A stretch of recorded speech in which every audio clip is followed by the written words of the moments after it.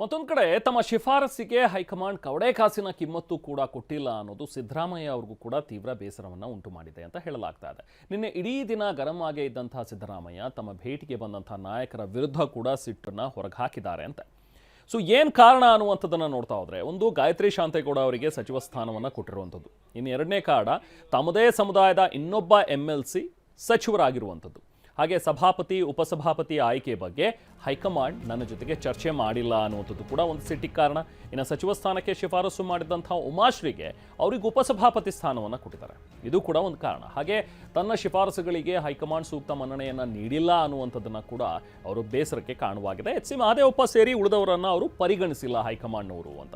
ಇನ್ನು ವಿರೋಧದ ನಡುವೆಯೂ ಕೂಡ ಜಮೀರ್ಗೆ ಸಚಿವ ಸ್ಥಾನ ಸಿಕ್ಕಿರುವಂಥದ್ದು ಕೂಡ ಮತ್ತೊಂದು ರೀಸನ್ ಆಗಿ ಇಲ್ಲಿ ಕಾಣಿಸ್ತಾ ಇದೆ. ಸೊ ಇದು ಕಾರಣಗಳು. ಒಂದು ರೀತಿ ನಿನ್ನೆ ಸಂಪುಟ ವಿಸ್ತರಣೆ ಏನಾಯ್ತಲ್ಲ, ಅದು ಯಾರಿಗೂ ಸಮಾಧಾನವನ್ನು ತಂದಿಲ್ಲ. ಹಾಗಾದ್ರೆ ಯಾರು ಸಮಾಧಾನದ ಲಿಸ್ಟ್ ಇದು ಅನ್ನುವಂಥ ಒಂದು ಪ್ರಶ್ನೆ ಕಾಂಗ್ರೆಸ್ ನಾಯಕರಲ್ಲಿ ಈಗ ಕಾಡ್ತಾ ಇದೆ.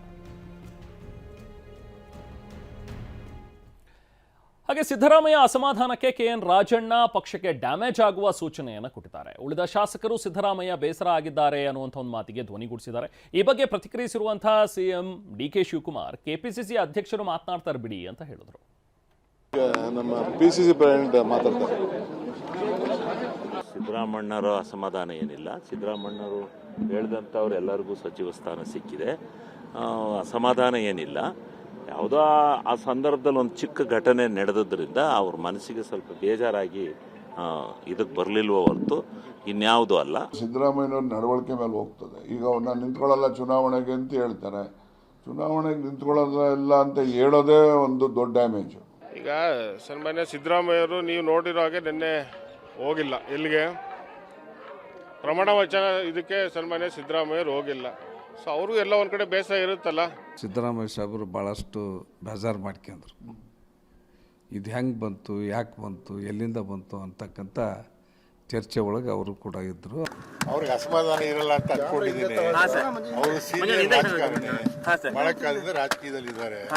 ಇವರು ಸಣ್ಣ ಪುಟ್ಟ ವ್ಯತ್ಯಾಸಗಳಿದ್ರು ಅವರು ತಲೆ ಕೆಡಿಸ್ಕೊಳ್ಳೋದಿಲ್ಲ. ಹಾಗಾಗಿ ನಮ್ಮಲ್ಲಿ ಯಾವ ವ್ಯತ್ಯಾಸ ಇಲ್ಲ ಅಂತ ಅನ್ಕೊಂಡಿದ್ದೆ. ಇನ್ನು ನಿನ್ನೆ ನಡೆದಂತಹ ನೂತನ ಪದಗ್ರಹಣ ಸಮಾರಂಭಕ್ಕೆ ಸಿದ್ದರಾಮಯ್ಯರು ಗೈರಾಗಿರೋದಕ್ಕೆ ಬಿಜೆಪಿ ನಾಯಕರು ಹೊಸ ರೂಪವನ್ನು ಕೊಡ್ತಾ ಇದ್ದಾರೆ.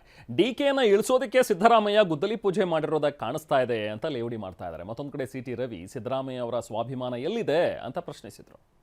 ವಾಸ್ತವಿಕ ಸತ್ಯ ಏನು, ಮುಖ್ಯಮಂತ್ರಿಗಳು ಸಿದ್ದರಾಮಯ್ಯನವರು ಮುಖ್ಯಮಂತ್ರಿಗಳು ಇದ್ದಾಗ DK ಶಿವಕುಮಾರ್ ಅವ್ರಿಗೆ ತೊಂದರೆ ಕೊಡೋಂಥ ಕೆಲಸ ಮಾಡಿದ್ರು. ಈಗ DK ಶಿವಕುಮಾರ್ ಅವರು ಮುಖ್ಯಮಂತ್ರಿ ಆದಮೇಲೆ ಈಗ ಸಿದ್ದರಾಮಯ್ಯನವರು DK ಶಿವಕುಮಾರ್ ಇಳಿಸೋದಕ್ಕೆ ಏನು ಗುದ್ದಲಿ ಪೂಜೆ ಮಾಡ್ಬೇಕು ನೆನ್ನೆ ಮಾಡಿದ್ದಾರೆ. ಮಂಡಲ ವಿಸ್ತರಣೆಗೆ ಅವ್ರು ಬಂದಿಲ್ಲ ಸಿದ್ದರಾಮಯ್ಯನವರು. ಸದಾಕಾಲ ಸ್ವಾಭಿಮಾನದ ರಾಜಕಾರಣದ ಮಾತಾಡಿದಂಥ ಮಾಜಿ ಮುಖ್ಯಮಂತ್ರಿ ಸಿದ್ದರಾಮಯ್ಯನವರು ಏನು ಹೇಳ್ತೀರಿ? ಇದಕ್ಕೆ ಎಲ್ಲಿದೆ ನಿಮ್ಮ ಸ್ವಾಭಿಮಾನ? ಇದೊಂದು ರೀತಿ ಗುಲಾಮಗಿರಿ.